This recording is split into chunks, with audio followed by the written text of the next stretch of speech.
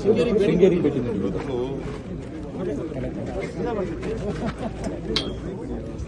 ಇದು ಬಹಳ ಪವಿತ್ರವಾದಂಥ ದಿನ.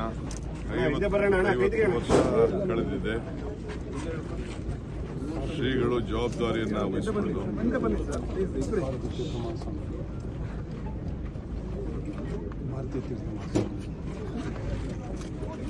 ಶ್ರೀಗಳು ಭಾರತೀಯ ತೀರ್ಥ ಮಹಾಸ್ವಾಮಿಗಳು ಈ ನಮ್ಮ ಅನೇಕ ಅನುಭವಗಳು ನಮ್ಮ ಹತ್ರ ಇದೆ. ಇಂಥ ಪವಿತ್ರವಾದ ಸಂದರ್ಭದಲ್ಲಿ ಧರ್ಮೋ ರಕ್ಷತಿ ರಕ್ಷತ, ಯಾರು ಧರ್ಮವನ್ನು ಕಾಪಾಡ್ತಾರೋ ಧರ್ಮವನ್ನು ಕಾಪಾಡ್ತಾರೆ. ಆ ರೀತಿ ಯಾವ ರಾಜಕಾರಣಕ್ಕೂ ಹೋಗದೆ, ಯಾವ ವಿಚಾರಕ್ಕೂ ಈ ಮಠ ಯಾವತ್ತೂ ಕೂಡ ಭಾಗಿಯಾಗದೆ, ಬರೀ ಅವರ ಕರ್ತವ್ಯ, ಅವರ ಪಾಲನೆ, ಆಶೀರ್ವಾದ, ಧರ್ಮ, ಸಂಸ್ಕೃತಿ, ಸಂಸ್ಕಾರ ಇವರೆಲ್ಲ ಕಾಪಾಡಿಕೊಂಡು ಬಂದಿದ್ದಾರೆ.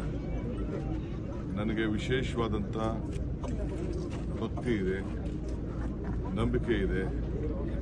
ಸರಸ್ವತಿ ತಾಂಡವ ಆಡ್ತಾ ಇದ್ದಾನೆ. ಸೊ ಅದಕ್ಕೆ ರಾಜೀವ್ ಗಾಂಧಿ ಅವರು ಅವತ್ತಿನ ಕಾಲದಲ್ಲಿ ಇಲ್ಲಿ ಒಂದು ಸಂಸ್ಕೃತಿ ವಿದ್ಯಾಪೀಠ ಮಾಡಬೇಕು ಅಂಥೇಳಿ ಸಂಸ್ಕೃತದ ವಿದ್ಯಾಪೀಠವನ್ನು, ಯೂನಿವರ್ಸಿಟಿನ ಮಾಡಲಿಕ್ಕೆ ಅವತ್ತು ಆಶೀರ್ವಾದವನ್ನು, ಸಹಕಾರವನ್ನು ಪಡೆದು ಇಲ್ಲಿ ಒಂದು ಅವರ ಸಾಕ್ಷಿ ಗುಡ್ಡೆಯನ್ನು ಬಿಟ್ಟು ಹೋಗಿದ್ದಾರೆ.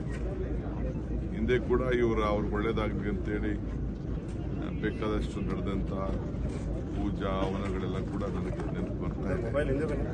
ಸೊ ಅದಕ್ಕೆ ನಾವೆಲ್ಲ ಇಲ್ಲಿ ಪಾಲ್ಗೊಳ್ಬೇಕು ಅಂತ ಹೇಳಿ ಬೆಂಗಳೂರಿನಲ್ಲೂ ಬಂದು ಬಹಳ ದೊಡ್ಡ ರೀತಿಯಲ್ಲಿ ಎಲ್ಲರಿಗೂ ಕೂಡ ಒಂದು ಪ್ರಯತ್ನವನ್ನು, ಮಕ್ಕಳಿಗೆ ಎಲ್ಲ ಪ್ರತಿ ಮನೆಯಲ್ಲೂ ಕೂಡ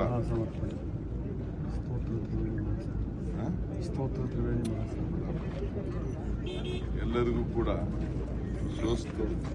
ಸ್ತೋತ್ರವನ್ನು ಹೇಳ್ಕೊಡ್ಲಿಕ್ಕೆ, ಧರ್ಮವನ್ನು ಯಾವ ರೀತಿ ಉಳಿಸ್ಕೊಳ್ಬೇಕು, ಸಂಸ್ಕಾರವನ್ನು ಯಾವ ರೀತಿ ಮಾಡಬೇಕು ಅಂತ ಹೇಳ್ಕೊಡ್ಲಿಕ್ಕೆ ಏನು ಪ್ರಯತ್ನ ಮಾಡ್ತಾರೆ ಬೆಂಗಳೂರಲ್ಲಿ ಕೂಡ ಮಾಡೋದು. ಇದು ಕೂಡ ನನ್ನ ಆಹ್ವಾನಿಸಿದ್ದಾರೆ. ಸರ್ಕಾರದ ಪರವಾಗಿ ಮತ್ತು ವೈಯಕ್ತಿಕವಾಗಿ ಬಂದು ನಾನಿವತ್ತು ಭಾಗವಹಿಸ್ತಾ ಇದ್ದೀನಿ. ಸರ್, ಈ ಥರ ಭೇಟಿಗಳ ನಂತರ ಟೆಂಪಲ್ ರನ್ ತಾವು ನೀಡ್ತಾ ಇರೋದು ಭೇಟಿನ ಟೆಂಪಲ್ ರನ್ ಅಂತ ಕೂಡ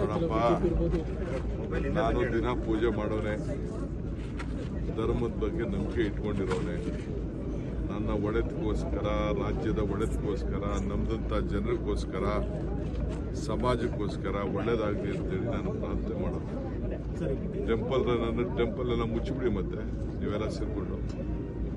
ಯಾಕೆ ಧಾರ್ಮಿಕ ದತ್ತಿ ಇಲಾಖೆ ಇದೆ, ಯಾಕೆ ಹಜ್ಜಿಲ್ಲ, ಇದು ಮೈನಾರಿಟಿ ವೆಲ್ಫೇರಿಂದ ಯಾಕೆ ವಕ್ಫ್ ಬೋರ್ಡ್ ಇದೆ, ಮೈನಾರಿಟಿ ಚರ್ಚಸ್ ಯಾಕಿದೆ, ಅವರವರ ವಿಚಾರ, ಅವರವರ ನಂಬಿಕೆ.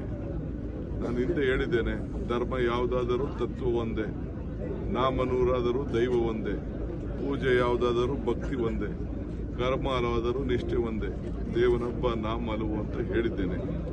ಸೊ ಅವರವರ ನಂಬಿಕೆ, ಅವರವರ ಆಚಾರ, ಅವರವರ ವಿಚಾರ. ಟೆಂಪಲ್ ರನ್ ಏನಿದೆ ಸರ್, ನೀವು ಶೃಂಗೇರಿ ಭೇಟಿ ಕೊಟ್ಟಾಗ ಎಲ್ಲ ನಿಮಗೆ ಹಲವು ರಾಜಕೀಯ ತಿರುವುಗಳಿಗೆ ಕಾರಣ ಆಗಿದೆ. ನನಗೆ ಯಾರು ತಲೆ ಕೆಡಿಸ್ಕೊಳಕ್ ಹೋಗ್ಬೇಡಿ. ಯಾವ ರಾಜಕಾರಣ ತಿರುವಿನ ಅವಶ್ಯಕತೆ ಇಲ್ಲ. ಜನ ಆಶೀರ್ವಾದ ಮಾಡಿದ್ದಾರೆ, ಜನ ನಮ್ಗೊಂದು ಅವಕಾಶ ಕೊಟ್ಟಿದ್ದಾರೆ. 5 ವರ್ಷ ಮುಂದುವರಿಸ್ತೀವಿ. ಎಲ್ಲರ ಮಾತು ಗೌನ. ಪಕ್ಷ ಏನ್ ಹೇಳ್ತದೋ ಆ ರೀತಿ ಕೆಲಸ ಮಾಡಿಕೊಂಡು ನಾನು ಮುಖ್ಯಮಂತ್ರಿಗಳು ಹೋಗುವಂತ ಕೆಲಸ ನಾವು ಮಾಡ್ಕೊಂಡು ಹೋಗ್ತೀವಿ. ಕೆಲವು ಕಾರ್ಯಕರ್ತರು ಗ್ರಾಮ ಪಂಚಾಯತ್ ನನ್ನ ಕಾರ್ಯಕರ್ತರು ಒಂದು ಒತ್ತಾಯ ಮಾಡ್ತಾ ಇರುವಂತದ್ದು, ಮುಂದಿನ ಸಿಎಂ ಡಿ.ಕೆ. ಶಿವಕುಮಾರ್ ಆಗ್ಬೇಕು ಅಂತ. ಯಾರು ಬೇಡ, ನನಗೆ ಯಾರು ಒತ್ತಾಯ ಆಗೋದು ಬೇಡ, ನನಗೆ ಯಾರ ಬೆಂಬಲನೂ ಬೇಡ, ಯಾವ ಶಾಸಕರ ಬೆಂಬಲನೂ ನನಗೆ ಅವಶ್ಯಕತೆ ಇಲ್ಲ. ನಾನು ಉಂಟು, ಕಾಂಗ್ರೆಸ್ ಪಕ್ಷ ಉಂಟು. ಕಾಂಗ್ರೆಸ್ ಪಕ್ಷ ನಾಯಕರು ಏನು ಹೇಳ್ತಾರೆ ಆ ರೀತಿ ನಾನು ಕೆಲಸ ಮಾಡ್ಕೊಂಡು ಹೋಗ್ತೀನಿ. ನನಗೆ ಕಾರ್ಯಕರ್ತರು ಕೂಗುದು ಬೇಡ, ಶಾಸಕರು ಕೂಗುದು ಬೇಡ, ನನ್ನ ಬೆಂಬಲಕ್ಕೆ ಯಾರು ನಿಂತ್ಕೊಳ್ಳೋದು ಬೇಡ. ನನ್ನ ಡ್ಯೂಟಿ, ನನ್ನ ಕರ್ತವ್ಯ ಮಾಡ್ತೀನಿ. ಅಂದ್ರೆ ಹೈಕಮಾಂಡ್ ಯಾವಾಗ ತೀರ್ಮಾನ ಅರ್ಥ ಮಾಡುತ್ತೆ? ಆಯ್ತಾ? ಹೈಕಮಾಂಡ್ ಯಾವಾಗ ಕರ್ಮಣ್ಯೇ ವಾದಿಕಾರಸ್ತು ಮಾಫಲೇಸು ಕದಾಚನ. ಮಾಡೋ ಪ್ರಯತ್ನ ಎಲ್ಲ ಭಗವಂತನ ಮಾಡೋಣ, ಫಲ ಭಗವಂತ ಕೊಡ್ತಾರೆ. ಸರ್ ಹೈಕಮಾಂಡ್ ಯಾವಾಗ ತೀರ್ಮಾನ ಕೊಡುತ್ತೆ? ಹೈಕಮಾಂಡ್ ಯಾವಾಗ